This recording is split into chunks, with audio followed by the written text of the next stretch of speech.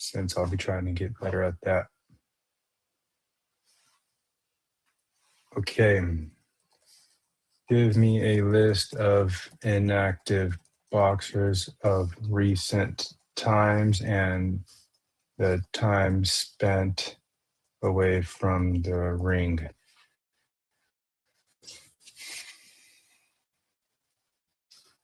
So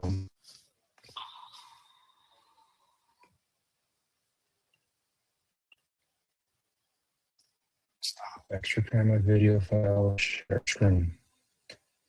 Okay. Allow. Let's see if this works.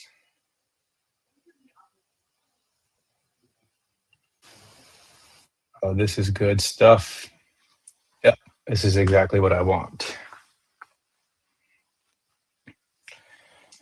Okay. This is so good. All right. Here's some notable professional boxers who have been notably inactive in recent years as of late 2025, meaning they have not fought for an extended period, typically 2+ years without officially retired. Inactivity is common in boxing due to injuries, promotional issues, and legal matters or other personal reasons. So some of the that we have on the thumbnail are Jamal Charlo, Danny Garcia, Leo Santa Cruz, Jamal Charlo. All right. For sure. I appreciate you, Ryan, for dropping that in the Discord. Yeah, I got the dual monitor set up, and that's why I won't go live before Christmas Eve Junior. Um, Jamal Charlo, former WBC middleweight champion. His last fight was June of 2021, over 4 years ago. He's dealt with personal issues, health issues, but expressed interest in learning. So 4 years. Okay. Keith Thurman, former welterweight champion, last fight 2019, over 6 years ago. So this just goes, we can't trust AI because Keith Thurman fought Brock Jarvis in Australia. And that Merry Christmas, Josue. Thank you for tuning in, brother. Chesting up the dual monitor setup here.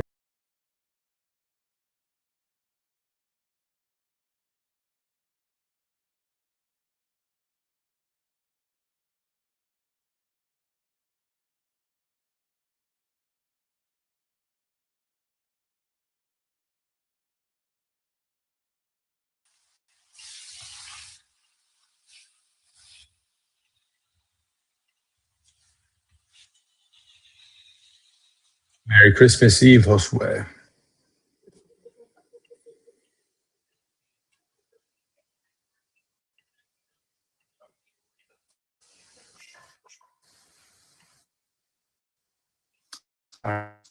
Back on. Danny Garcia, he recently fought AI assistant that I've been using, and it's just goes to show that it's not completely updated. But you know what? Let's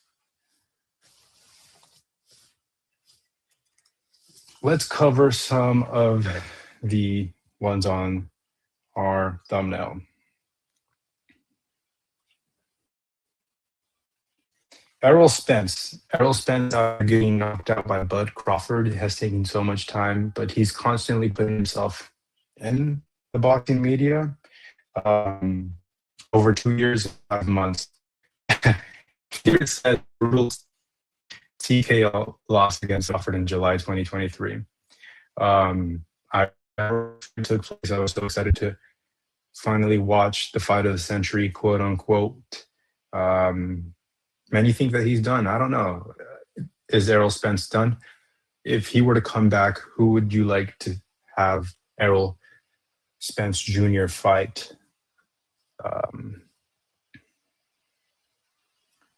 Ryan Garcia hasn't fought in 7 months since May 2025. Raul Romero has fought since 5 Madison Square Garden.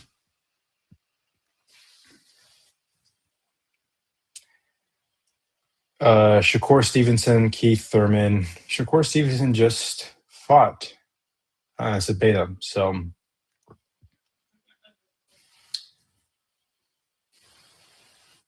okay, let's talk about old school fighters versus today. I'm going to ask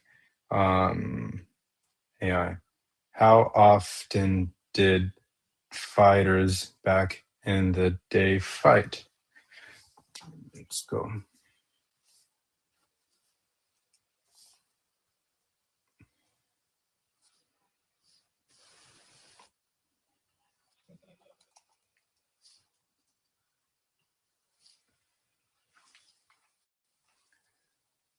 I want to look up Senior versus Taylor.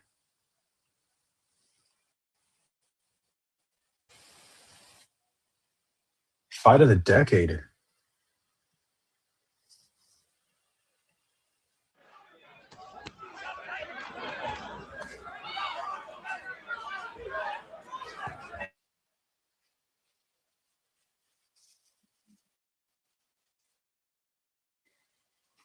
Um,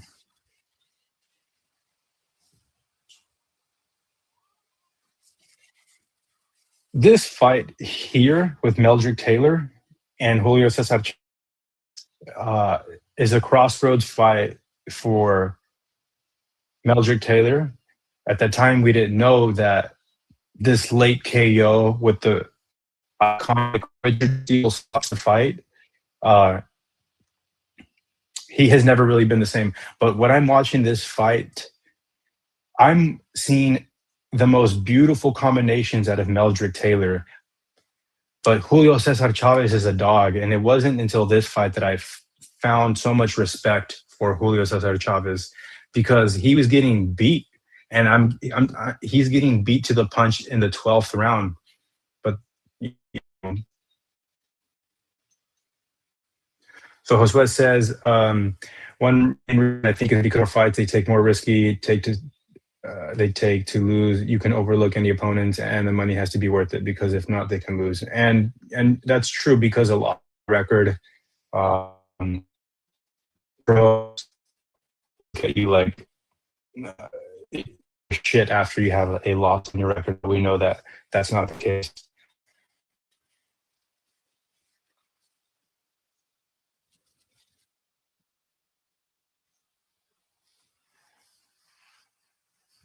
So here we go.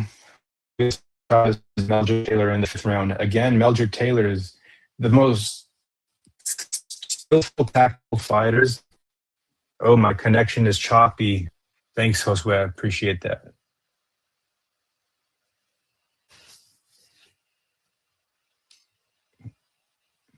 Has it been like that the entire stream? I wonder if it's because, yeah, I wonder if it'll be better because I think Mike was picking up from giving me audio from. All right. If you can just let me know, Josue, if this is better and if it's coming through, let me know. Otherwise, I'll try to remedy another way around.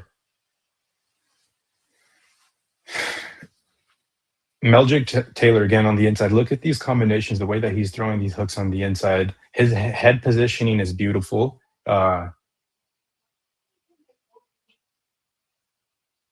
Such good inside fighting there.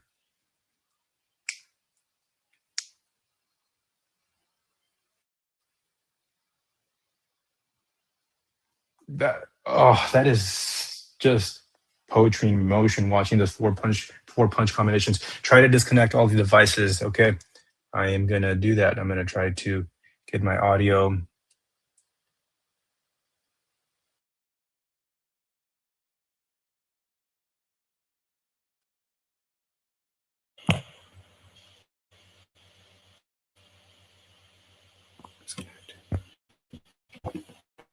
This is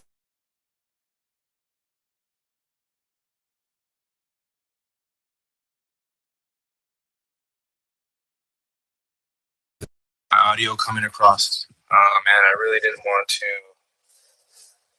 troubleshoot my stream like this.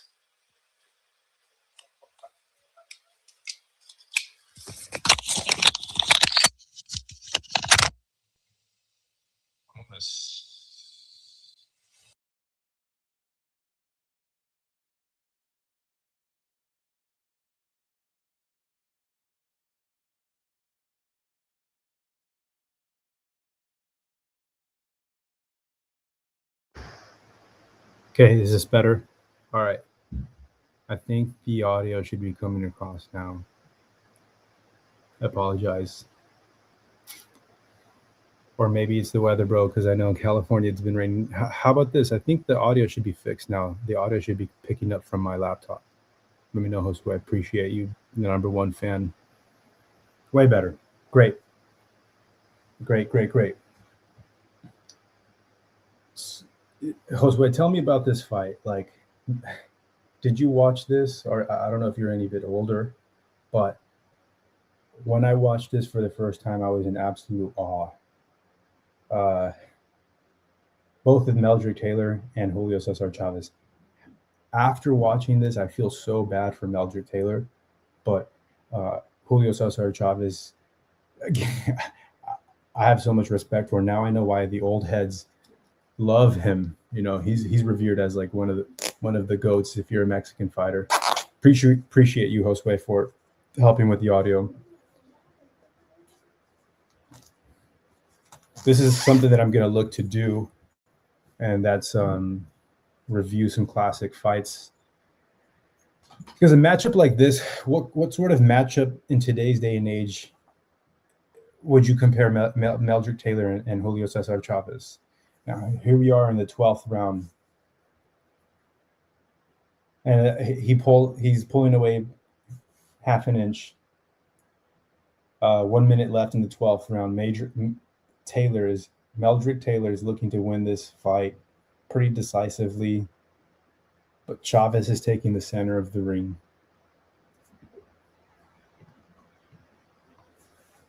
And I'm just going to quiet down and watch the last 30 seconds of this 12th round. Meldrick Taylor is still in the fucking fire. 20 seconds left in the 12th round. He got buzzed right there. Now he's still coming forward, and he's stumbling over himself. 18 seconds left.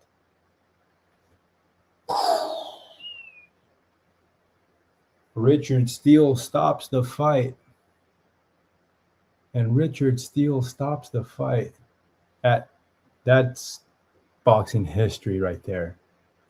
8 seconds left, and the referee stops the fight. I've been wanting to cover this fight. So Meldrick Taylor's coming in. You have to do a circle off of your back foot. Like maybe take a knee. Here comes a right hand. Boom.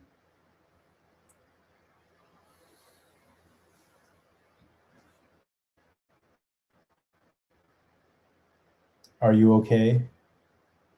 That's why I feel so bad, because you watch boxing fights, previous boxing fights, and the referee lets the fighter go on punch drunk into the ring and it's the 12th round in a championship fight. Meldrick Taylor's been winning the entire fight. I think later on I watched an interview with Richard Steele, and he states that it was his responsibility right then and there. He felt something that he needed to protect Meldrick Taylor. Maybe he looked at his eyes and they weren't there. I don't know. I wasn't like,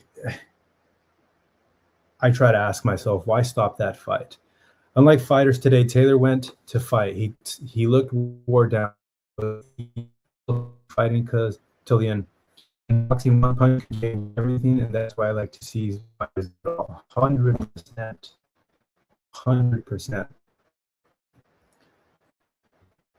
All right, let's go over some Mexican fighters today. Because I became a fan later on in life, so I missed a lot of these great matchups, but I'm always down to watch them here. But I agree with you, Josue. There's very little risk taking. You know, it's all a money grab now. And Mayweather changed the game. Has had some big.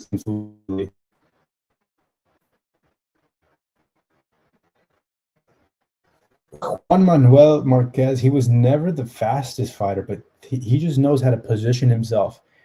He's a fighter that I like to case study because in the lighter weight classes, usually there's a lot of speed, right? But Juan Manuel Marquez has timing, rhythm, and positioning. And he knows how to put the punches together. But what I mean about if you can just kind of catch what I'm saying, do you see how he's slightly getting away, putting his head on the right side of the bodies when he's throwing the boxing combinations? Like this guy's got a beat on him. He's pushing Marquez back on his back foot, but just kind of understand that, and sometimes it's really about speed.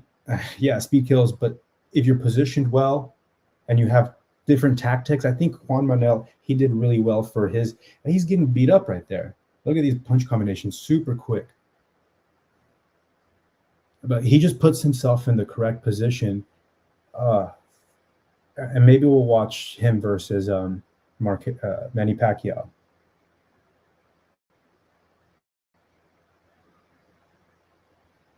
Those are thudding punches on the ropes right there.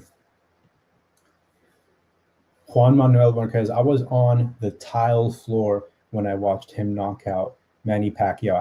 I was really young. I had no idea how big that fight was and what it meant to the Mexican community until all of the memes years and years later.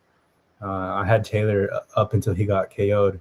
Yeah, so did I, and I had Taylor winning that fight. And the next fight that I'm going to pull up here is Eric Morales versus Marco Antonio Barrera. I think Marco Boxing talks about how one of them grew up in poverty and the other one grew up uh, with a little bit of money, and how they created. I think the fighter that had more money won it. Again, I wasn't a big boxing fan back in the day, so I missed a lot of these matchups. Marquez is one of the greats for his style. How would you describe his style? Because he's not the fastest, he doesn't punch the hardest, but he's a fucking dog. And from when I look at him in that uppercut, pop, pop, pop, and then he finishes with that uppercut. It's just great positioning for Marquez. That left hand too. He's got a fucking chin on him. Golly. In order to be a great, you have to have a chin. Blind Faith, what's good? Appreciate you, Blind Faith. I wish you a Merry Christmas. I know you're up in Seattle. He stays in the pocket, but he sets the trap, has great counter style. Yeah, you're right. You're right. He almost draws you in, right? He lets you beat up on him so you can kind of come in on him. And look, like these uppercuts. Sometimes my favorite punch to watch is that uppercut. Oh,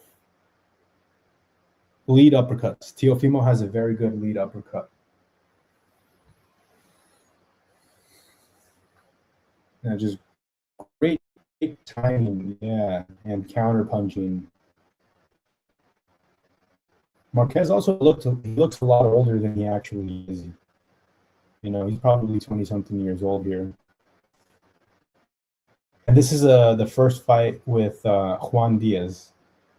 This is the fight of the year. So glad we're watching this. Does anybody know where Juan Diaz is from? I haven't watched this fight. Salute front truck. Yep. Thank you. Thank you. He's willing to take punishment to lure and give his opponents confidence. He can set you in the place where he wants you to be. I agree with that.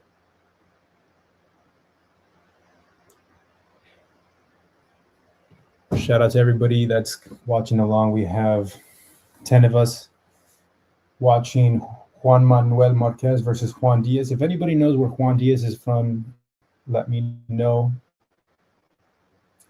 Is he Mexican or is he Italian?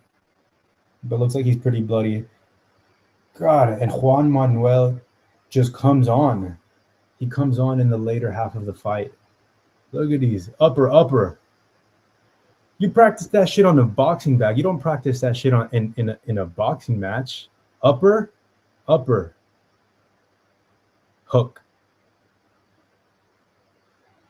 Upper, hook. Like that's the stuff that you practice on a water bag when you're at the gym. You just kind of pop, pop, pop. But notice that Juan is kind of leaning over his knee, and that's kind of that happens in the later half of the fight. When you start to get tired, you kind of start to drop in your pocket. Oh, and he causes a knockdown in the ninth. There's a beautiful uppercut, double uppercut to left hook to the body, and then he goes with that right uppercut after getting beat up.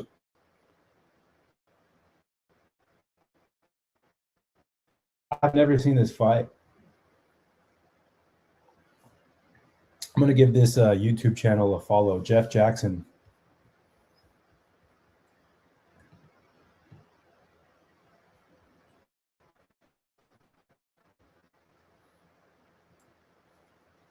Left hook to the body. Oh, what's your guys' favorite punch to a boxing punch combination or one punch knockout? I think Marquez is kind of changing it for me. I'm gonna start searching up some uppercut knockouts because the uppercut's real hard to throw and land. That's why in the right active fight, you do what you want practice and set them to fail. I'm a body shot guy. Marquez used to emulate Julio Cesar Chavez Sr. style a lot. Okay. Why didn't they fight, Blind Faith? Why didn't Julio Cesar Chavez and Marquez fight? Were they in the right weight class? Blind Faith says lead 6, body 3 is my favorite combination of Canelo. Oh, so you're talking about hook to the body, boom, and then uppercut? Wait, lead 6, body 3, because the 3's a hook. So what's a 6? Because I only know the 4. It's kind of crazy because I really only learned the 4. The jabs 1, 2, 3, and 4, and then my boxing coach said like you don't need to know anything other than those 4 punches. So he goes like, I'll never confuse you. If I need to throw you, if you need to throw a body shot, I'll tell you body. And we had this sort of telepathic sort of relationship where he just needed to go like this. And I know that this meant left hook. This meant right hook. This meant straight. This meant jab. This meant double jab. So I don't know. I don't know the numbers. So I know we're talking about why are fighters inactive. If you have any ideas of what's leading to the inactivity in today's boxing age, drop it in the comment. But right now we're going to be looking at 46-year-old Bernard Hopkins in 2011. He's the oldest boxer to win a world boxing title. So Bernard Hopkins is an anomaly. I like that after Oscar De La Hoya lost to him, he came to join his promotional company, and they formed a good relationship. And I respect Bernard Hopkins a lot. So he becomes the oldest fighter to win a world boxing title at 46 years old, May 22nd. Lead uppercut, and then strong body hook 3 is a stale combo of Canelo's. Yeah. So you're talking about here, like that uppercut, and that pops the head up, and then you go here to the body. Yeah, that lead hand is different. I appreciate you, Blind Faith. When we were getting off the stream, you said something that you were gonna pray for me, and that you wish you just had some positive things to say, and that stuck with me, man. So I want to let you know that I've been thinking about you, Blind Faith. I wish you Merry Christmas. Talking about Marquez, he started his own promotional company, or might be in his own boxing league, one of the two.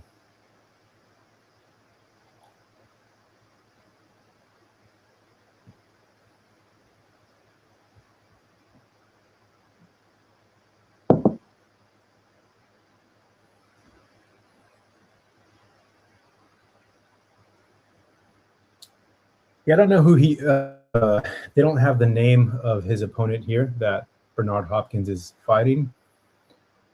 So let's see if I could read the description. Hopkins' record at the time was 52-5-2 with 32 knockouts. He broke the record set by George Foreman in a heavyweight title victory over Michael Moore in 1994. Foreman was 45. I won't retire until I'm 50. Hopkins had won the WBC, WBI, the Ring Magazine titles from the 28-year-old Pascal, who was 26-2 at the time. The bout was a rematch of their December 18th draw in Quebec City, Canada.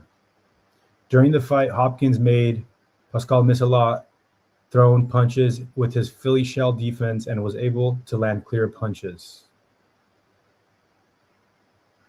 All right, so shout out to Bernard Hopkins. I'm going to go back to see some more. I'm going to check some more fights out from this YouTube channel called Jeff Jackson. I just found it right now. But the way that he edits these fights, I'm going to go to the videos and I'm going to search his most popular videos. Lennox Lewis versus Evander Holyfield. Amir Khan versus Marcos Maidana. Prince Nassim versus Kevin Kelly. Wow. I'm going to watch this one. I want to talk about bias a little bit, if I can. Here. Let me pause this 1 sec. Let me pause this. Okay. I'll talk about bias for just 1 sec. So I had grown up a UFC fan, and I love the UFC. That's what got me into boxing.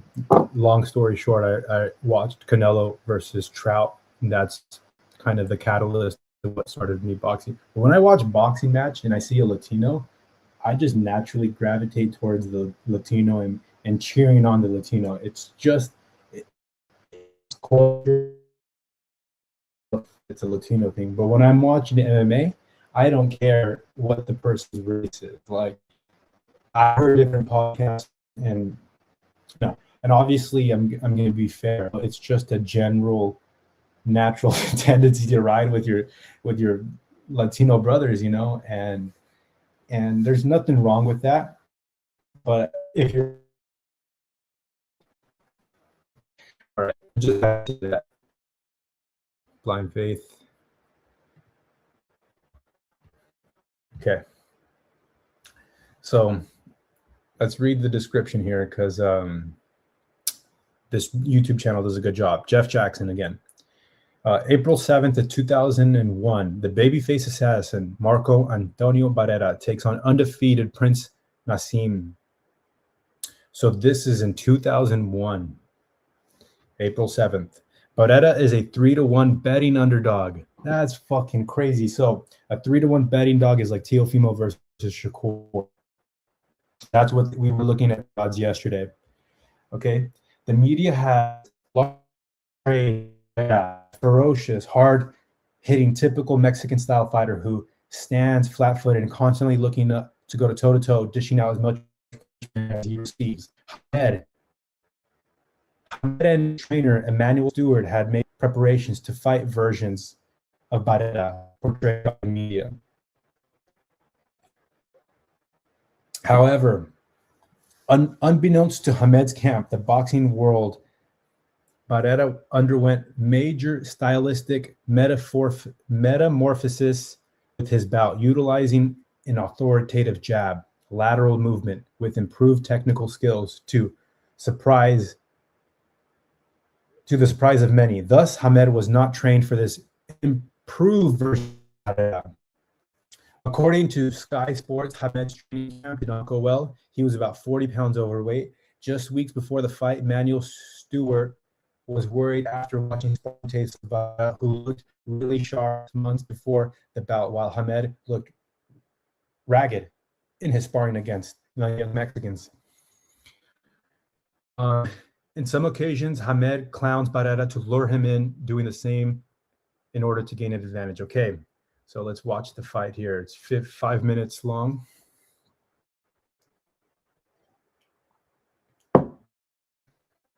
And so right away, Barrera's landed left hook over the top. When you watch these fighter fights, that's just beautiful. 1, 2, going down low. Emmanuel Stewart. I need to look up his stable of fighters because I always hear him as being one of the great coaches of today's day and age.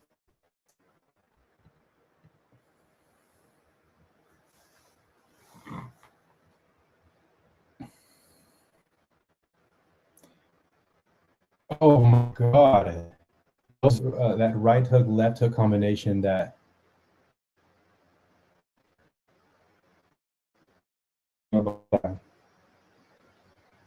I really like watching these live fighters throw the boxing combinations. I don't know, it might be something about the old footage, but something just feels nostalgic. It's so cool. Like this is in 2001. Notice how there's really no one in the crowd with their cell phone. Actually, there's no one in the crowd with their cell phone. Everyone's enjoying a fucking fight.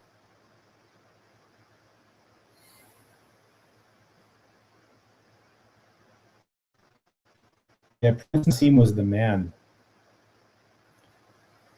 There's Letterman giving fucking terrible scorecards since 2001. I didn't know that he had a fucking job giving. He's got some of the worst scorecards in all of boxing history. That's something I need to cover in a different live. That fucking piece of shit. He doesn't know boxing. Fucking Letterman. Okay, Southpaw, Naseem Hamed. He's got a lot of crack, you know. Those body shots. Morales. Oh, right hand. That lands.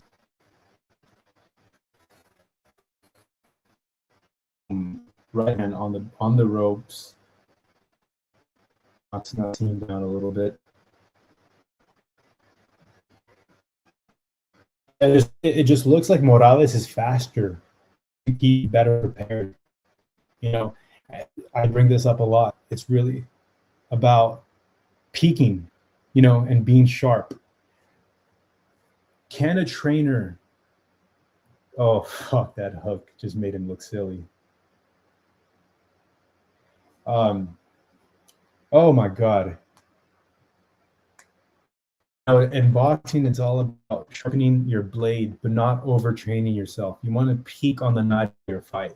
But boxers go through so much emotional stress that they overtrain leading up to their fight. So the night of their fight, they're depleting. They're like 80% of themselves because they have overtrained. They didn't let themselves need to allow for recovery time. But the anxiety doesn't have for recovery time. You know, you want to train every single day.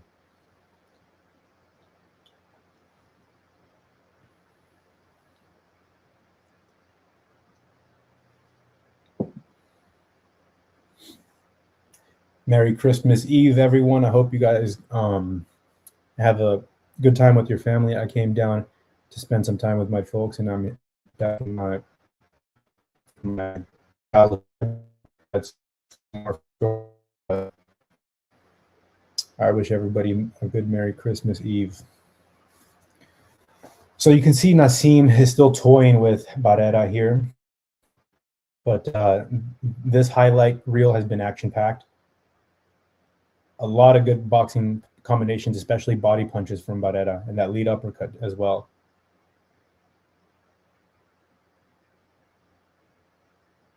And that's the end of the 12th round.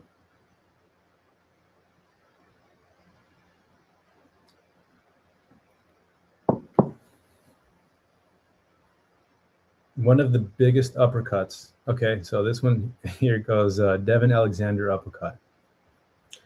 I really like this YouTube channel. I'm going to continue trying to find some good fights here. James Toney. Tactical Masterclass.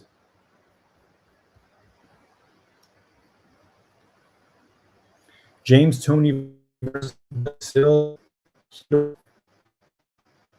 James Toney, what an interesting style. I like watching his sparring. He's got iconic sparring videos out there. So James Toney, a lot like Juan Manuel Marquez, is that he's got great positioning, and that all comes from sparring and being a fighter. You know, James Toney, again, is not the fastest and hardest punching, although I do think that he punches real hard. His style is exactly what he's doing right there, just being in front of you but slightly out of the way, rolling with the punches, not wasting too much energy, but he's right. So just very little wasted movement. You notice how he's not making big steps all the way around the ring. He's sort of in front of you. That's the positioning that I mean tactically. He's going to stay in front of you. He might take some shots, and he's grinning right there at Vasil. But his positioning is what makes him a superb fighter. He's got that Philly shell, and sometimes cross guard, and sometimes no guard.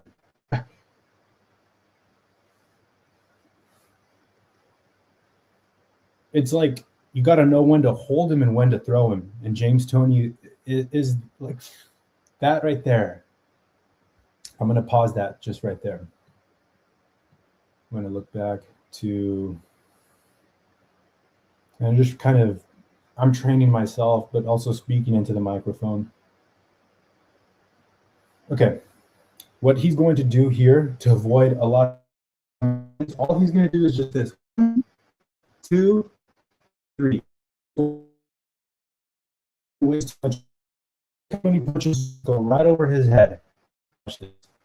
1. Look at that shit. Look at that shit. Just by doing this, you let the punches go right over your head. Tactical positioning. 3 rounds is a fucking eternity. You can gas out in 3 rounds. But if you're just doing subtle movements, and I'm gonna go here, I'm gonna go here, I'm gonna go here, I'm gonna go here,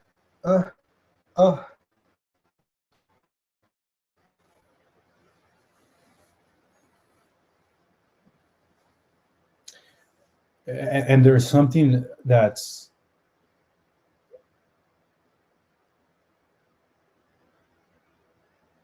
he's telling this guy to come on, like, bring it on, you know, let yourself punch it.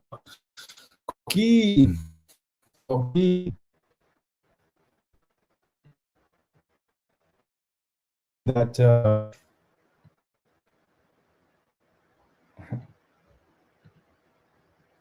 Koki was doing the James Toney in 2019. We were watching Marco's boxing sparring videos yesterday, and he was on that shit 2019.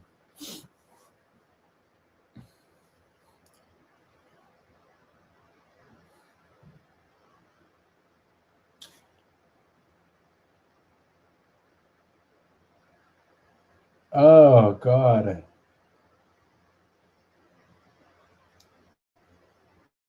I'm gonna row with you. Okay, you can sort of see the tides changing right now. You can tell that Vasil is like a little bit, the punches are coming out just as fast. His feet are coming off the canvas. They're less technical. And he started leaning over his lead leg. What do good 6 through 12 round fighters have? And that's that uppercut that James Toney just landed. Pop, come. He's telling them to come. Pop, pop. Positioning, hand positioning. This is a lot of energy. I'm engaging abs. I'm engaging my shoulders, my lats, my biceps, creating this tough guard. But this way, so much energy. Anytime your hands are above your heart, in this position, you're wasting a good amount of energy. But then now you're James Toney, and you're letting your legs do the defense. Letting my legs do the defense. I'm just going to go down here and I'm just going to go down here. It's almost like James Toney's is like hiding away. I'm not southpaw, but James Toney's is kind of like hiding away. He did eat a lot of punches though. Yeah, we just see the shift in life. We're in the 7th round now, and now you're going to see James Toney take over the fight, like completely, because this guy is slow. Vasily now, and James Toney's probably just like that. He's probably just starting to turn it on right now.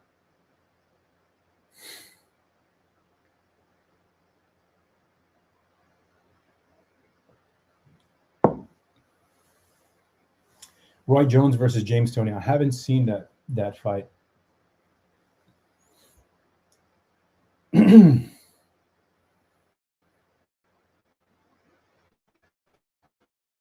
Can anyone a James Toney fighter? Who's the closest fighter in today's age that resembles a James Toney? Not in the heavier weight classes. You know, anybody 168 or under.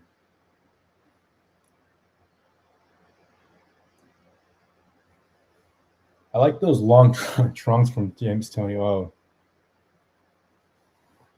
some old school boxing trunks.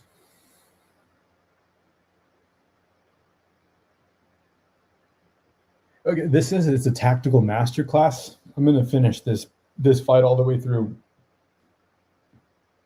because I don't know how this fight ends up, but we're gonna see if James Toney finishes him out.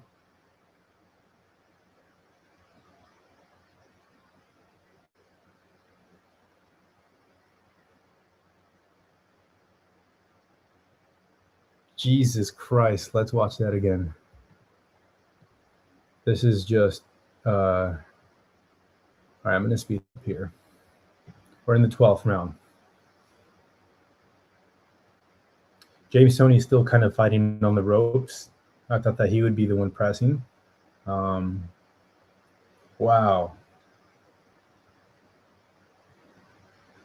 You know how tiring that is for both of these fighters.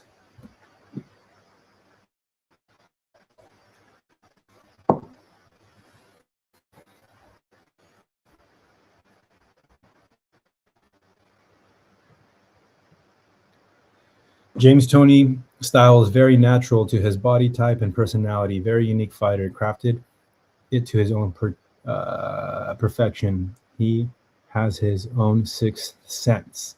Yes, man. Oh, and he gets him down to the 12th, 16 seconds left. All right, and I think that was enough.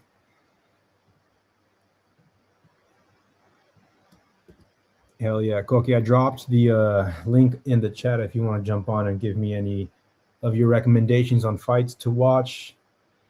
But I want to go back to this comment here. James Toney was natural to his body type.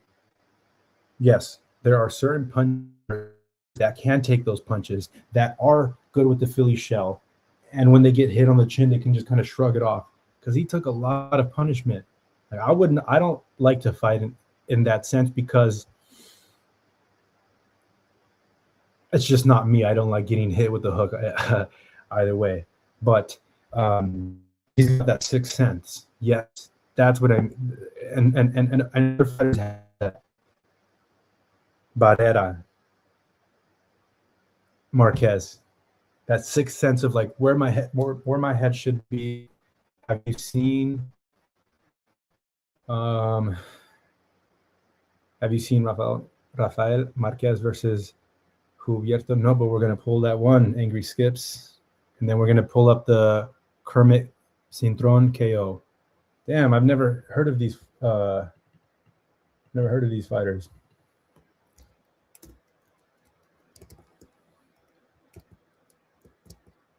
Rafael Marquez.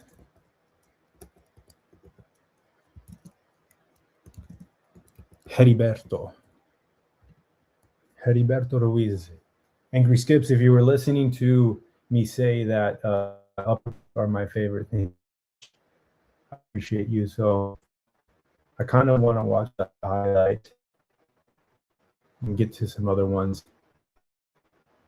54 seconds before the end of the third round. What's this? Let's see.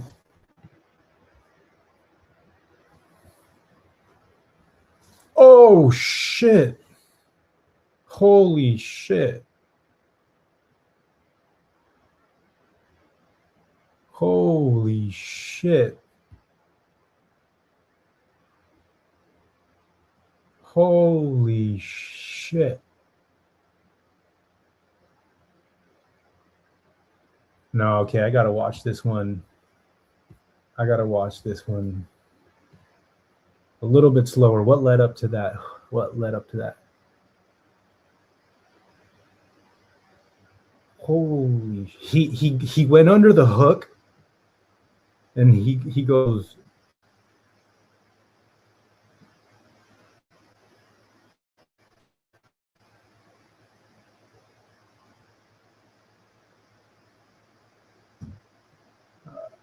Okay, I think it's here. Okay. So what set this up? Jab, center of the ring. High guard, both of them.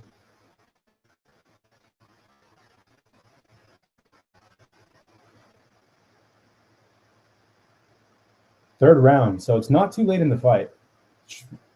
You know, end of the third round. Oh!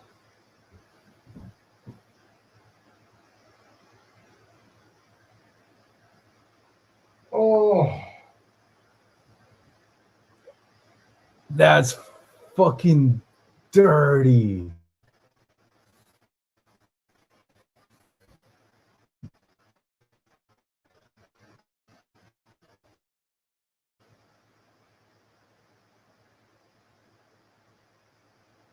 That happened so fast. I can't get it. What happened? Did he throw a body shot? There.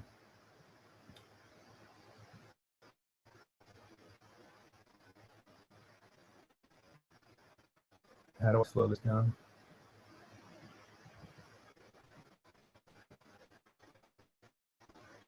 You want to slow this bitch down.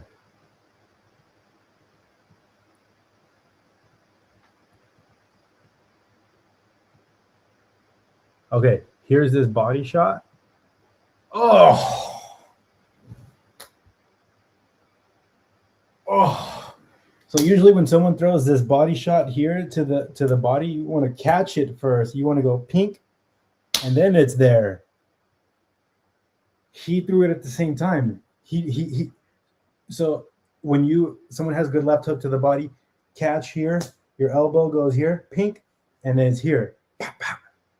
Here, but this, Rafael just goes. Oh my god.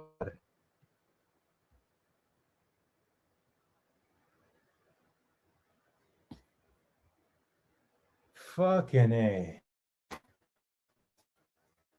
Fucking A. You ain't for putting me on this one.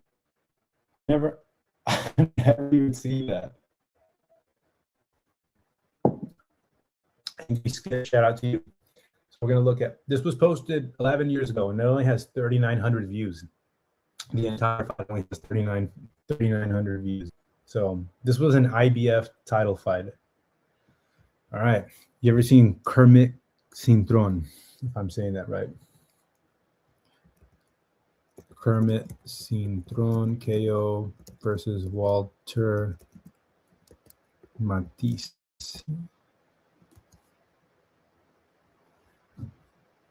HBO has it. It's like a 2-minute fight. Okay, round one. Okay, we're gonna watch it.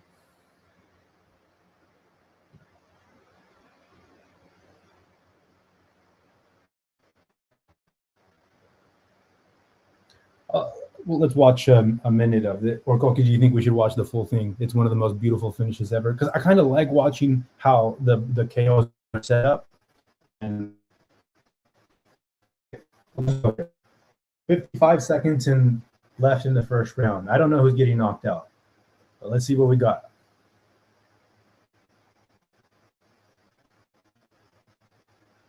It's the first round. A lot of action in the first round.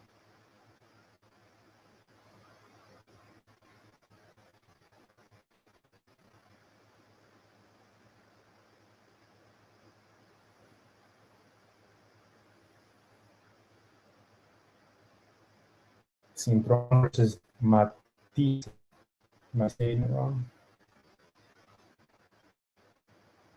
Oh, there's a good right to the body there. Oh, whatever. There's 10 seconds left in the fight. Don't step to him. Circle away. Don't tell me he gets knocked out. There's no way. Okay. I thought it was over.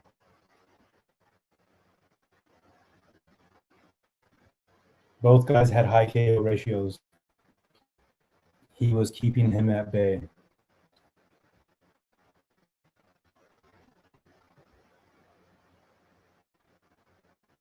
When did the knockout happen? Okay, it happened right here. So in the second, oh, the top. Jeez. It happened in the second round. Thanks.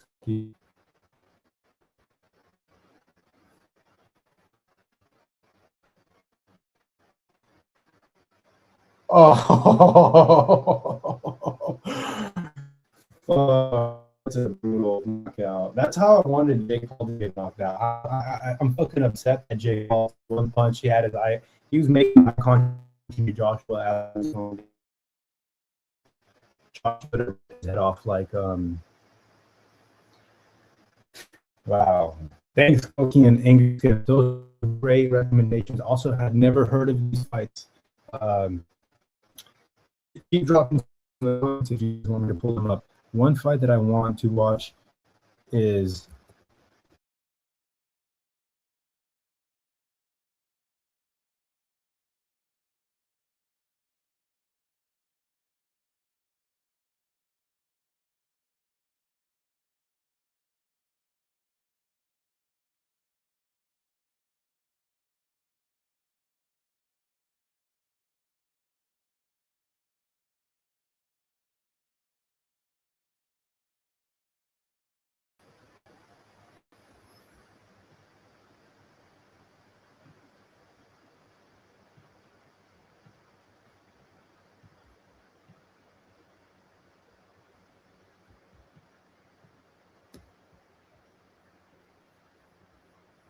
I think I'm gonna need to get a better computer because StreamYard just kind of shuts down.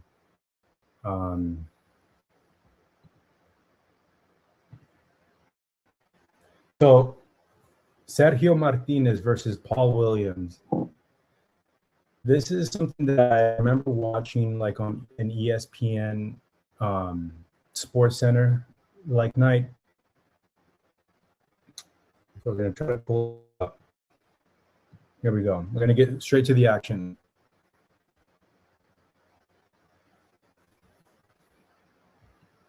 Okay. I just want to say Paul Williams is super tall, like extremely tall. Okay, let's see if we have any. The fight originally aired on November 20th, my birthday, November 2010. Maybe that's why I remember it. Okay, but we're going to get straight into the action here.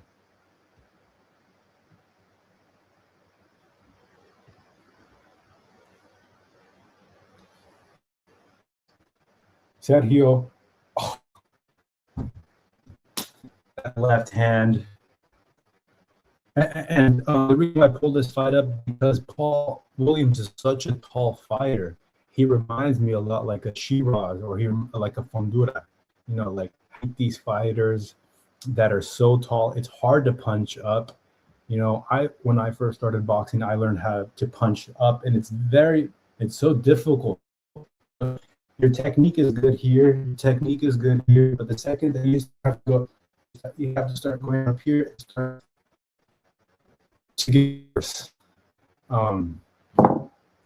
Jesus Christ.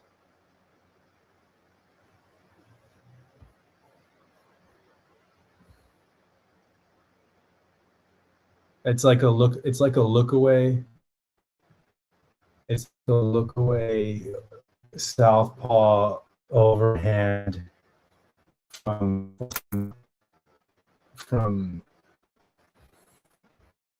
where is he from? Wasn't he from Argentina? He's a soccer player. Yeah, that was a good one. I'm gonna go back to this channel here. I've been watching this guy. I just found this guy's channel, and I'm a fan here. What are we gonna watch next? This is James Tony. Jeff Jackson, if anybody knows about his channel. 500,000 subs. So we're gonna go to his popular videos, Amir Khan versus Marcos Maidana. Actually, I haven't seen this. I want to know what's here, Fun Truck and Koki.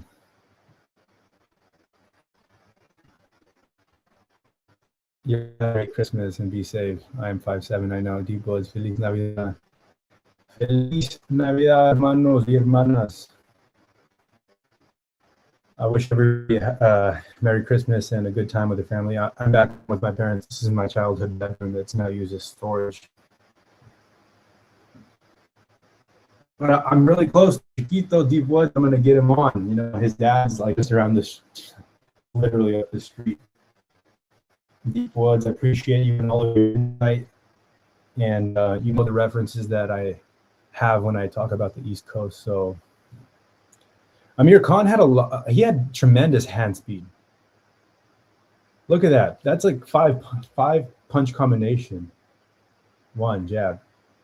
4 punch combinations. And he dropped my down. I had no idea he dropped my down in the first round.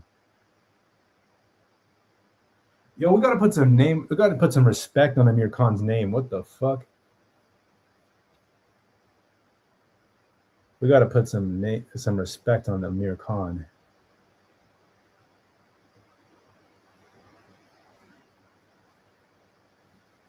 Jesus Christ. If I'm not mistaken, Amir Khan was a silver medalist for Great Britain.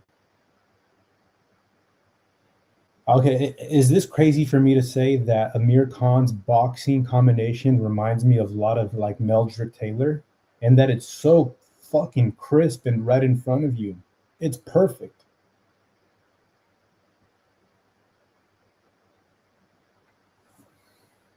Yeah, let me know if I'm tripping, if you guys don't think that. Like, as a boxing coach, I'm watching him turn his hooks over. He throws a double lead hook. Amir Khan was really popular. If Turkey was around, he would have made him bigger than he is or was. Yeah, you're right, Koki, but I knew about Amir Khan before he fought Canelo. I knew him from, I think, did he do some commercials for Gatorade or Nike? Maybe I might have known him because I was watching the Olympics. But he dropped Maidana in that first round. Fuck, and if he wins, I haven't seen his fight. If he wins his fight, we got to put some respect on Amir Khan's name. Everybody just says he's super chinny. Los musulmanos, man. Los musulmanos. We don't even know if Amir Khan's Muslim. He's okay. We'll just stop there. Koki, Deep Woods.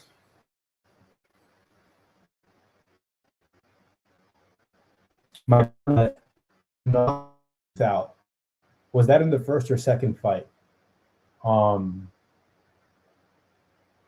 Isn't it strange how boxing just works? Like Amir Khan is beating up Maidana, but Maidana was the one that gave Floyd his closest fight.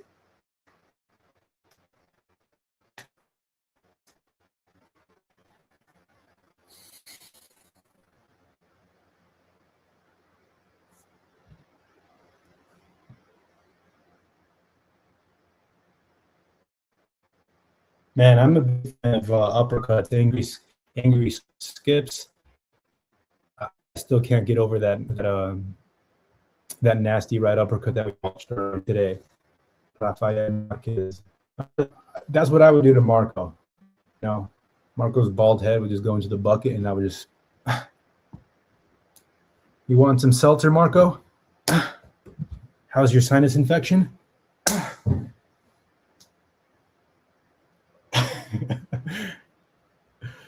You know,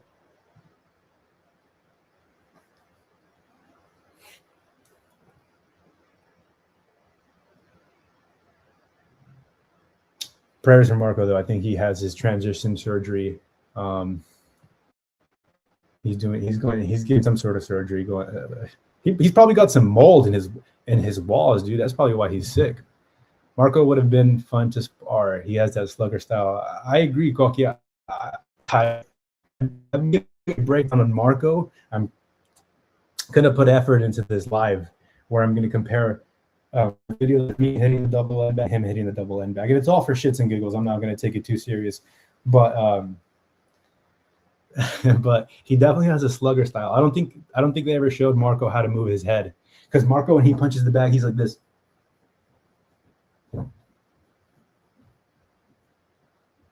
And okay, I take that back. Marco's like this on a heavy bag. Like, or how to move your feet, you know. But I'm just talking shit. Shout out to Marco. He stepped into the ring as a pro, and I give him a lot of respect. I respect Marco a lot. I'm not trying to shit on him.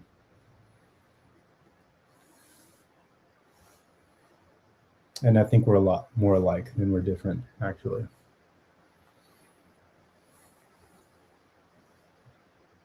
Amir Khan's hand speed is incredible in the 10th round.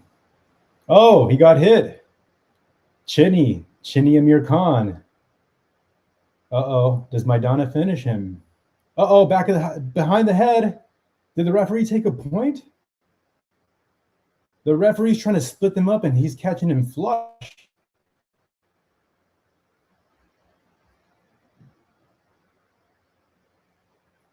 Uh-oh. Amir Khan. Please don't get knocked out. I hope you win this fight. So he gets out the 10th. Oof. Loop in right hand. Marco has heavy hands. That's the word around NYC. He's good friends with partner K. Michael Hughes. He went pro from Hell's Kitchen. Okay. I got some heavy hands too, Koki. I got standing 8 counts in all my fights. I'm just joking.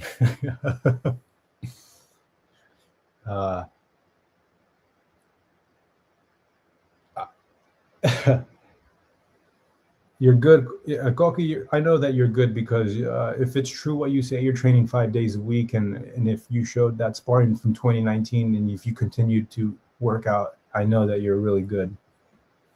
Plus, you said you were a good wrestler, so I know that you're a dog, homie.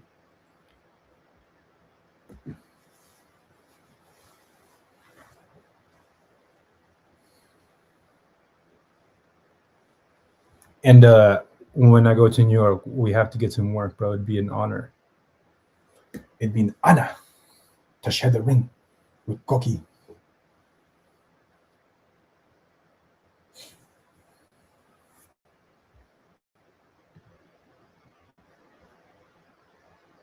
Ismael Villarreal, who lost to Brandon Adams. So we have Amir Khan finishing the 12th round against Marco Maidana.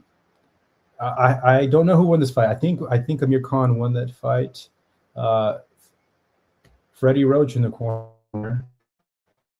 You know, the cool thing about Freddie Roach is that if you go to card boxing in Southern California, he's work. It's fucking unimaginable. You think a world-class trainers would have a receptionist? Fuck yeah. That's the beautiful thing about boxing is, you know, these relationships that you make. If you share a ring with a sparring partner, you kind of instantly get this connection. Some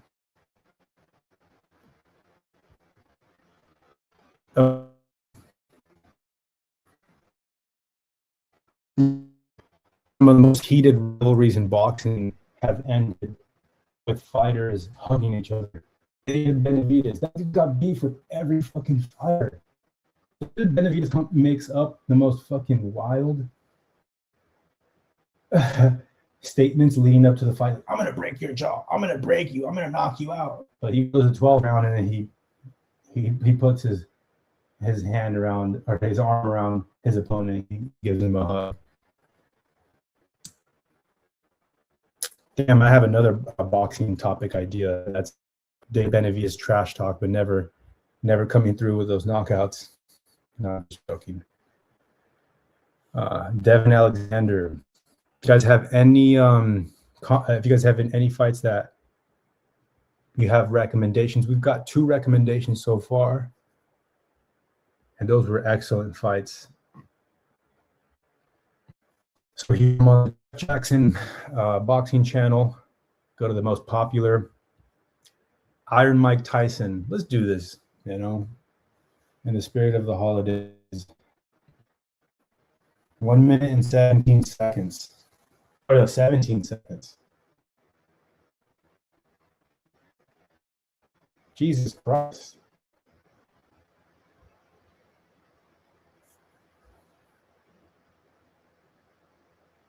When I watch Mike Tyson fight, the only thing that I think about is like a coil or a very big spring that you condense like this, and that's Mike Tyson's hooks. They come out like that, like you're just letting the spring go.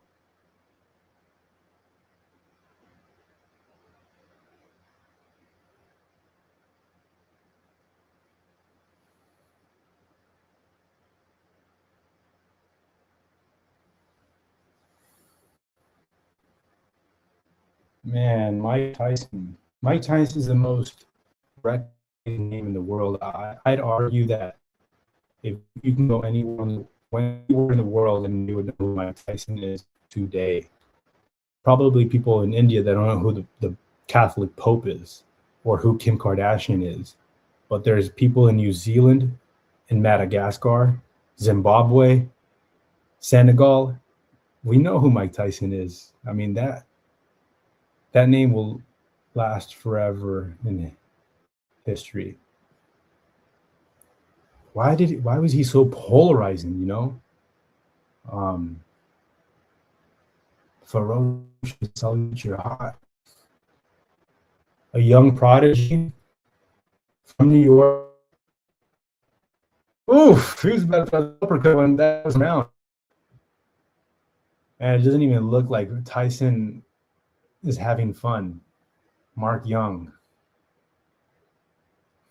This is still very impressive, even though these fighters, it's still very impressive. Marco brings this up a lot, that it's hard to knock out someone. And this is an older Mike Tyson here. You can tell definitely by his black trunks. And he's a little bit bigger. Damn, that right there. Who was more popular than Michael Jordan? Yeah, Michael Jordan more popular. No, I take that back. Yeah, because there's people in China that fucking probably don't know who Mike Tyson is. I don't know. Actually, that's a good question.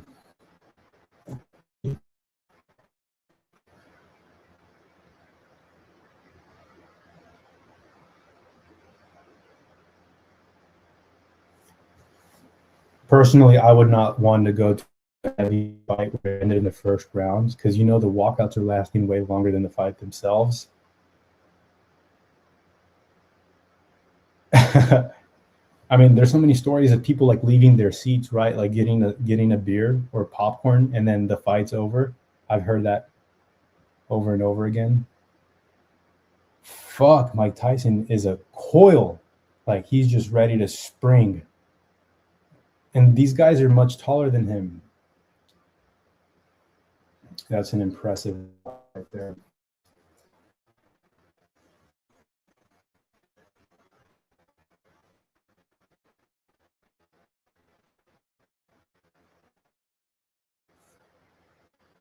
Marvis Frazier.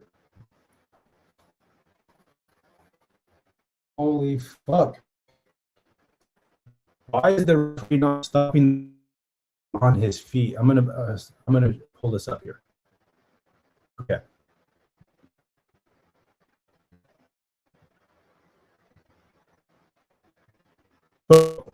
That uppercut, the referee stopped the fight, wave it off right there. That's the little uppercut. He's fucking dead.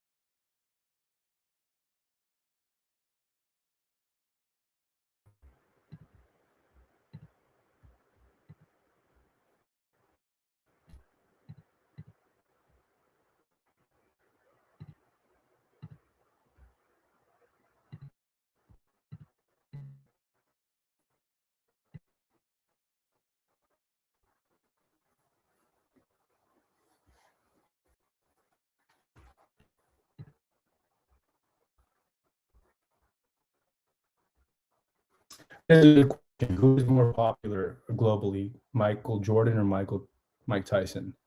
Um, uh, Thanks for everybody that's hanging in through the technical difficulties. I'm going to figure this out. So the referee here, why is he not in the way or like holding back like arms? This is what I see more in fights from the 90s, is the fights letting the referee letting the fight go on. Recently, there was a fight where I feel like a very, very stoppage, and once it comes to mind, I'll bring it up.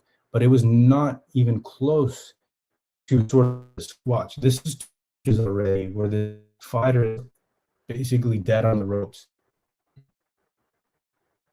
Oh man.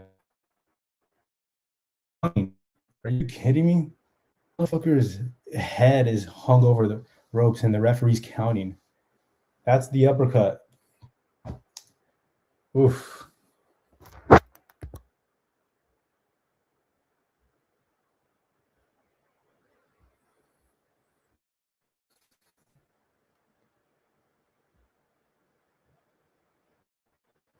Back to the Jeff Jackson YouTube channel. Box is actually another good YouTube channel that I like to, but they actually break down stories behind the fights, boxing after dark. They do a good job of detailing all the accounts that lead up. I love that shit. I can't get in. All right. Joseph Parker, 6 million views. I'm surprised. These are not the biggest names in heavyweight. 10 delayed reactions in boxing. Okay. I kind of want to watch.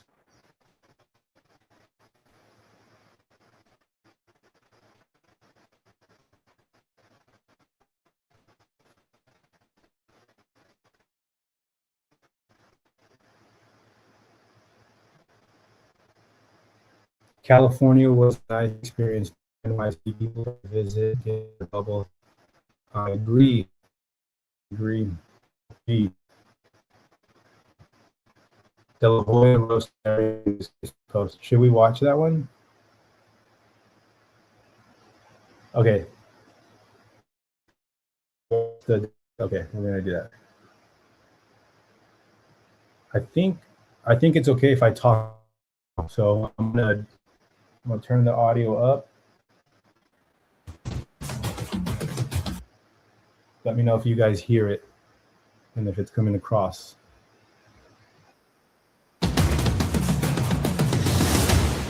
On the first day of Christmas, boxing gave to me the FBI of Dana White. I'm just gonna stop right there.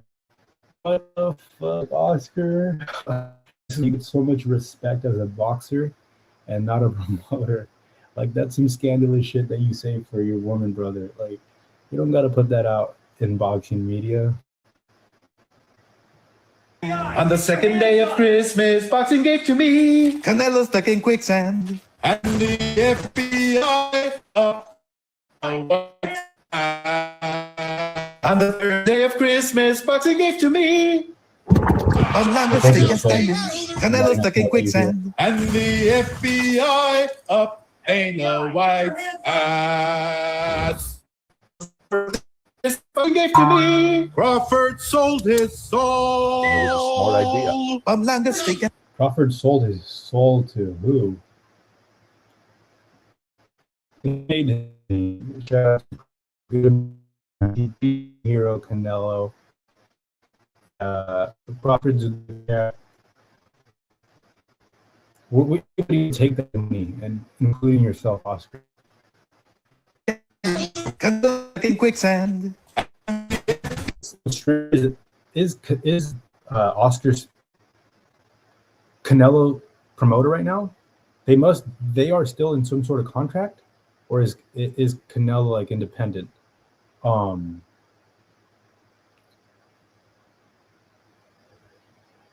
There's some hatred there.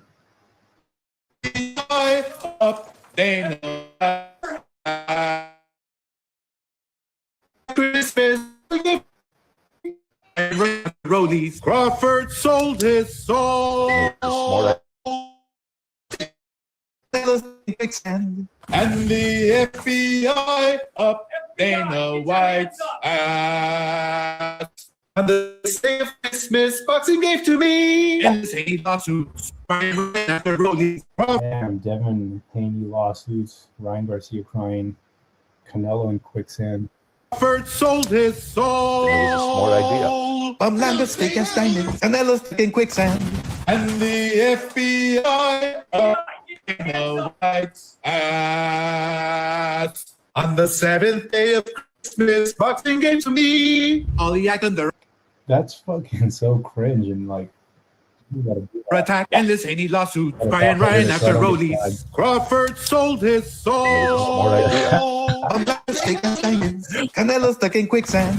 And the FBI up Dana White's ass. On the eighth day of Christmas, boxing gave to me. Take all equals ratings. All the act under attack. Endless any lawsuit. Brian Ryan after Rollies. Crawford sold his soul. Smart idea. Bumlander steak and diamond. Canelo stuck in quicksand. And the FBI up Dana White's ass. On the ninth day of Christmas, boxing gave to me. Reported. Take all equals ratings. All the act under attack. Any lawsuit and right after Rollies. Robert sold his soul. Amanda Steins. Canelo stuck in quicksand. And the FBI up Dana White's ass. On the 10th day of Christmas, boxing gave to me. Max is such a tampon. And I am happy. Chavez got deported. Big ball equals rating. All the act under attack. Endless any lawsuit. Ryan after Rollies. Crawford sold his soul. Smart idea. Bumlander steak and diamonds. Canelo stuck in quicksand. And the FBI up Dana White's ass. On the 11th day of Christmas, boxing gave to me. It's still a pussy. Max is a tampon. I am gay and I am happy. Chavez got deported. Big ball equals rating. All the act under attack. Endless any lawsuit. Ryan after Crawford sold his soul. Smart idea. Bumlander steak and diamonds. A and I. Lawsuit. Ryan after Rollies. Crawford sold his soul. That was good. That was kind of a lot, though.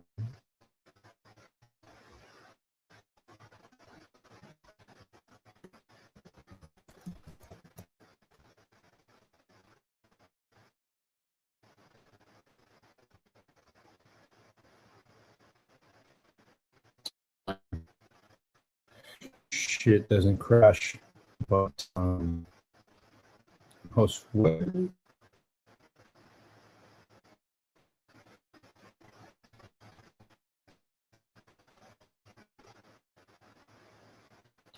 It says Oscar might seem like an ass and cringe, but man knows all the ins and outs of boxing. That guy has been through everything as a fighter and promoter. People have approved him over so much. That is true. You only can hear.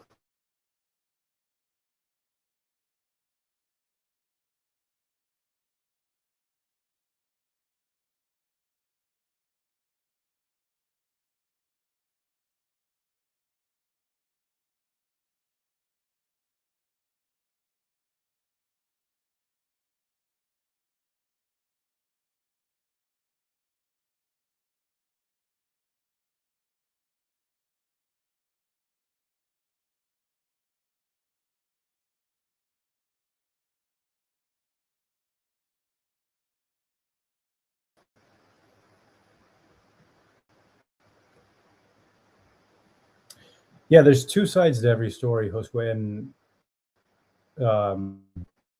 either between Canelo and Oscar. Someone got into Canelo's ear and said that you were stealing that Oscar was stealing from Canelo. That's all I know. But actually, I'm skeptical about Oscar because of the Canelo and Oscar feud. Why is he Canelo's first promoter, but now throwing him in the trash because he's not making him any money? I don't know. Is it because Canelo wanted a bet?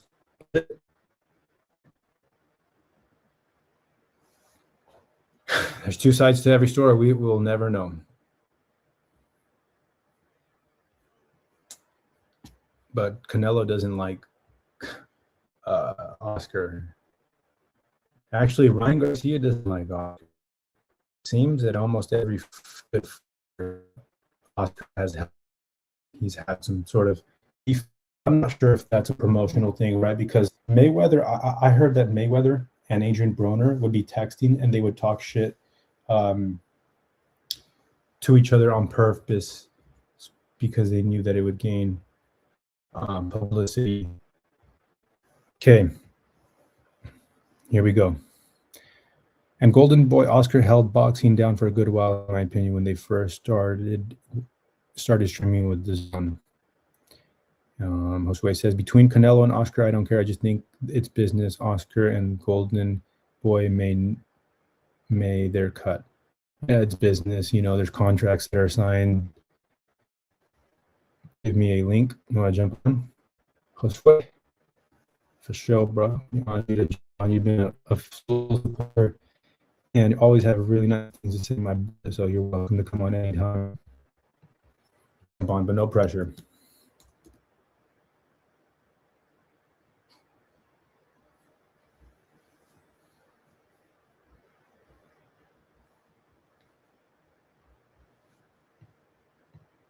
Yeah. All right. So we watched some fights. We're going to do a couple more fights in a bit, but I want to go back to the topic of today, which is the inactivity that boxers are going through. It seems to me that a fighter will take 1 year to announce their next fight.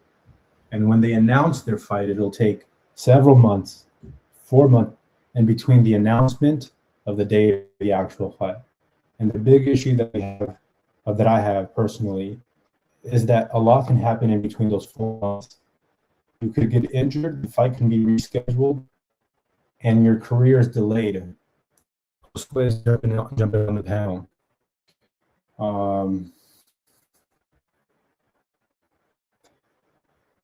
So let's talk about an activity. I have it here pulled up. Oh, yo, can you hear me? Josue, are you there? Yeah. Can you hear me, Fun Truck? All right. Can you hear me or not?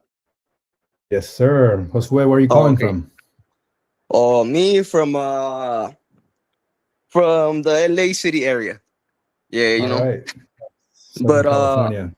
yeah, and I just wanted to speak a little bit on because I'm a fan of both Oscar and Canelo. So like me as a fan of both of them, like the issue they have, like it always hurts me because I'm like, man, they're both of my role models up there. So I'm like, but that's between them. And to be honest, I just think people like to talk shit about Oscar, like because they say that like he like him as a promoter that he used to cut like I guess take too much money from the fighters and all. But like, hey, if you're not smart for business, all these things that people say about Oscar, they did it to him. He went through it.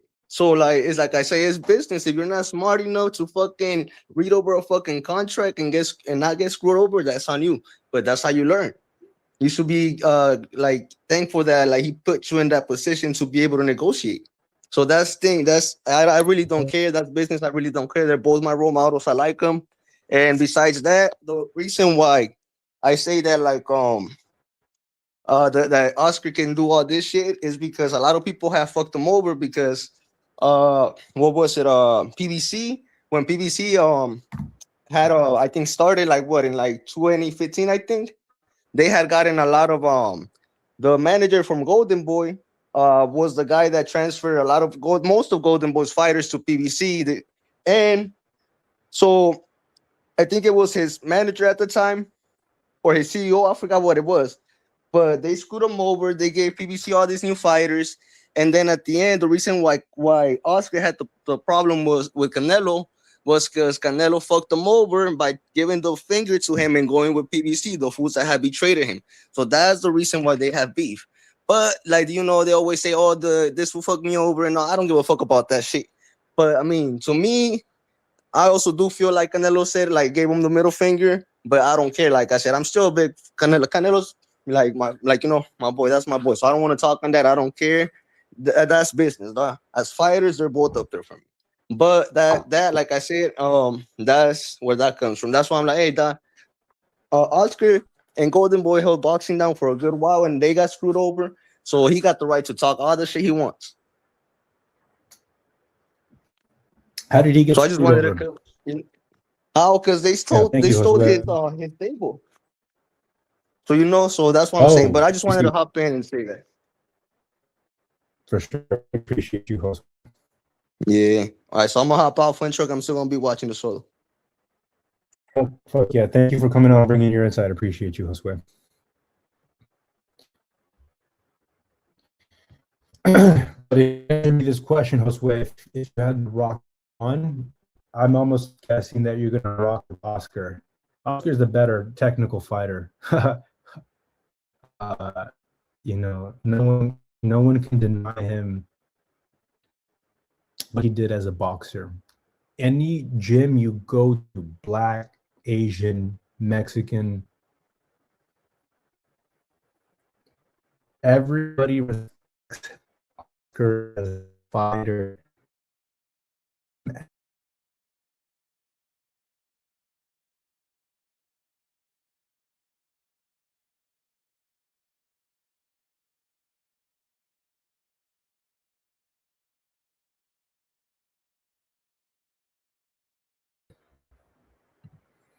Sorry about all the technical difficulties. All this straightened out. Back to the point. Oscar is respected at every gym that I've ever been to from when I was a kid. He had such a good impression that Oscar his respect. As a promoter, he does things that I'm not too a fan of. I think causes controversy.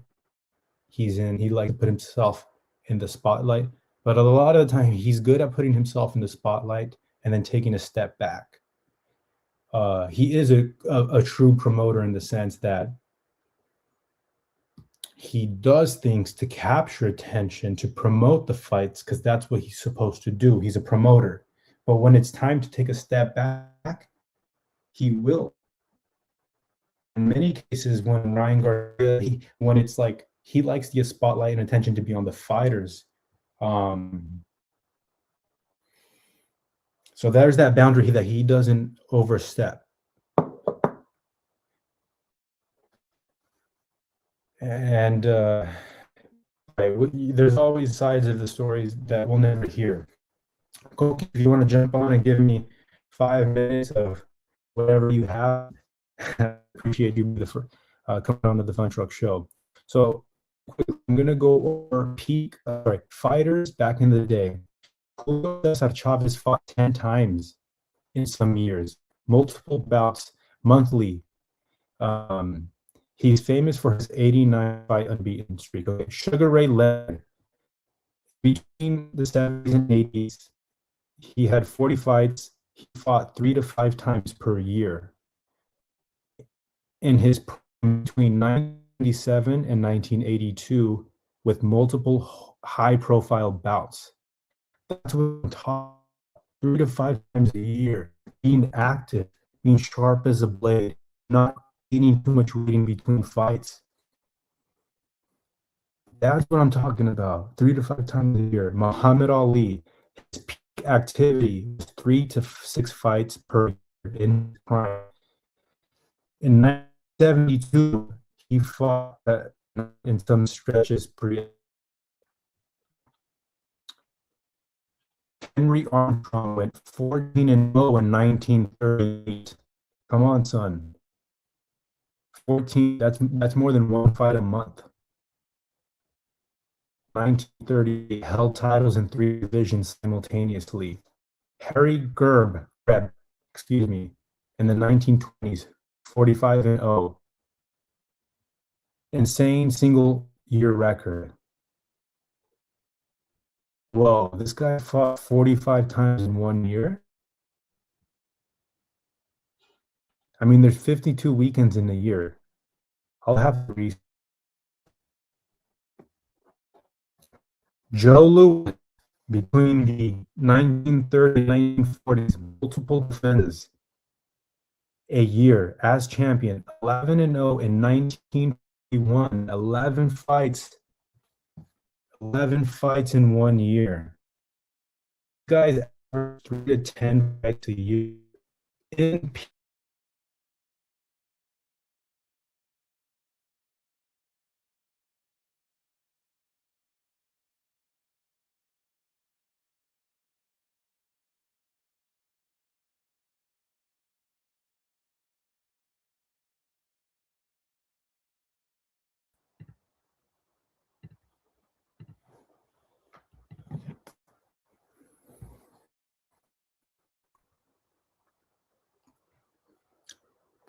fighting 3 to 10 times in your peak, give me more names.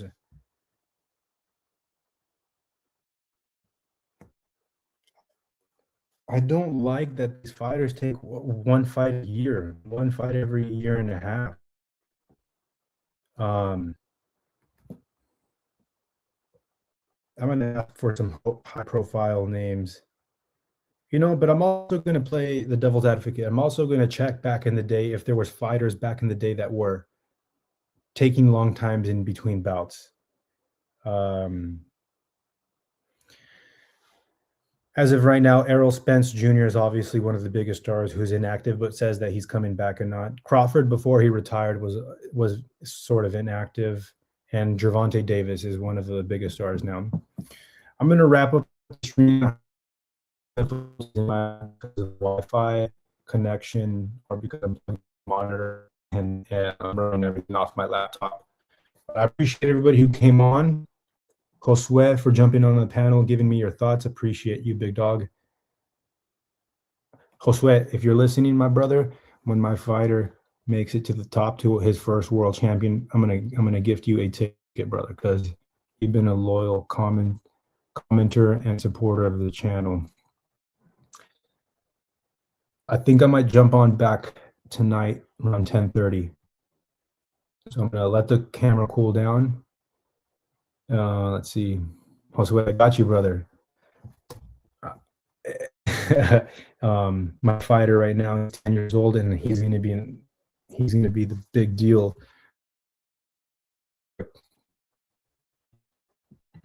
There's no doubt in my mind that this kid, he fights like Virgil Ortiz.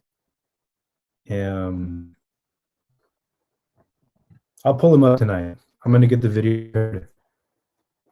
I appreciate you, Josue. All it takes is one person watching the stream, and I'm willing to share all the passion. Catch me tonight. I'm gonna go live again, review some more matchups. I'm gonna eat some tamales con la familia. aquí disfrutando en la casa, comiendo, viviendo. Peace out. I'll see you guys tonight.